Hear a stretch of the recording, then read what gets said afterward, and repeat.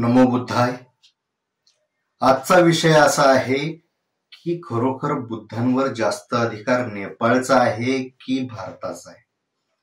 थोडासा हास्यास्पद वाटू शकतो आणि थोडासा वेगळाही प्रश्न वाटू शकतो, पण एक दोन ठिकाणी चर्चेमध्ये बोलत असताना हा विषय माझ्या प्रकर्षाने लक्षात आला आणि याबद्दल अनेक ठिकाणी शंकाही व्यक्त करण्यात आल्या. काही गोष्टी सोडलेल्या असतात समाजात, त्या समाजात सोडलेल्या गोष्टी नंतर आपले गैरसमज निर्माण करतात.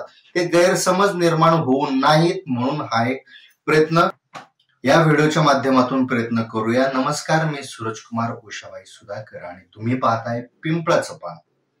आता गौतम बुद्ध यांचं जर एकूण जीवन चरित्र जर आपण पाहिलं तर ते अर्थातच ज्या भागात गेलंय त्या भागामध्ये म्हणजे उत्तर भारताचा जर विचार केला तर त्या उत्तर भारतामध्ये त्यांचं आयुष्य गेलंय असं आपण सरळ सरळ आणि समजेल अशा भाषेत सांगू शकतो. आता यामध्ये नेपाळ आणि गौतम बुद्ध असा एक संबंध जोडला जातो. जर दुसऱ्या ठिकाणी जाऊन विचार केला तर असाही दुसरा एक संबंध असा आहे की तिथलं जो सरकार आहे किंवा तिथले काही जे लोक आहेत त्या लोकांचं असं म्हणणं आहे की राम जे होते तेही तिथलेच आहेत, पण तो विषय वेगळा आहे. आता बुद्ध यांच्यावर जास्त अधिकार सांगण्याचं कारण काय असू शकतं तर याच्यामध्ये बुद्धांवर नेपाळ आपला अधिकार सांगू शकतो किंवा ते आमचेच भूमिपुत्र होते असं ते म्हणतात किंवा अशी एक थिअरी आहे. ही कशामुळे आहे तर याचा जर आपण विचार केला तर गौतम बुद्धाचा जो जन्म झाला म्हणजे त्यांच्या आई जेव्हा माहेराला जात होत्या, माहेराला जात असताना एक वन मध्ये लागलं. एका वनामध्ये त्या थांबल्या आणि त्या वनामध्ये थांबल्यानंतर त्यांना तिथे प्रसूती कळाल्या आणि तिथे जन्म झाला. तो भाग म्हणजे लिंबोनी. आता लिंबोनी हा जो भाग जर आपण पाहिला तर तो नेपाळ ह्या हद्दीत येतो. आता त्यांचा जन्म हा बुद्धांचा जन्म जर पाहिला तर लिंबोनी या वनात येतो म्हणजेच नेपाळच्या बाउंड्रीमध्ये आजच्या येतो. आता त्यामुळे त्यांचा जन्म तिथे झाला म्हणून ते नेपाळचे आहेत किंवा नेपाळवर त्यांचा जास्त अधिकार आहे किंवा नेपाळच्या लोकांचाच बुद्धांवर अधिकार आहे असं काही होतं का तर अर्थातच असं काहीही होत नाही.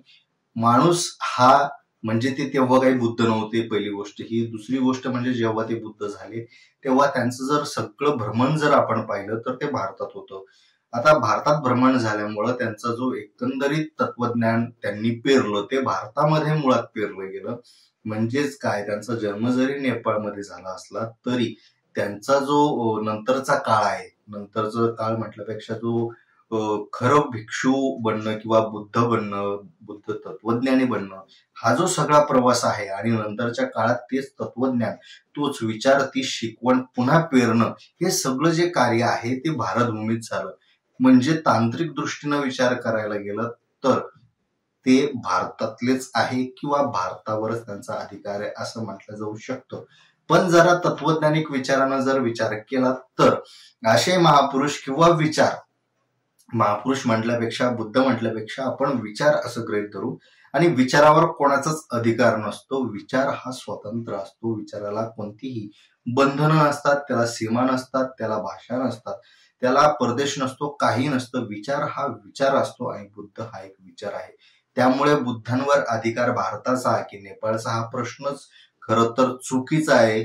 खरं तर बुद्ध हे तत्वज्ञान आहे जगण्याचं आणि माणूस म्हणून, मनुष्य म्हणून प्रत्येक माणूस तो अवलंबू शकतो. प्रत्येक माणसाचा बुद्ध तत्वज्ञानावर किंवा बुद्ध तत्वज्ञानाचा प्रत्येक माणसावर तितकाच अधिकार आहे, सारखा अधिकार आहे असं वाटतं. त्यामुळे नेपाळ आणि भारत हा जे वाद कधी कधी उफाळून येतो यामागे राजकीय समीकरण असू शकतात, पण बुद्ध तत्वज्ञान आणि बुद्धांचे विचार याला कोणतंही बंधन नाही. कोणत्याही सीमेचं, कोणत्याही राज्याचं, कोणत्याही देशाचं, कोणत्याही भाषेचं बंधन नाही.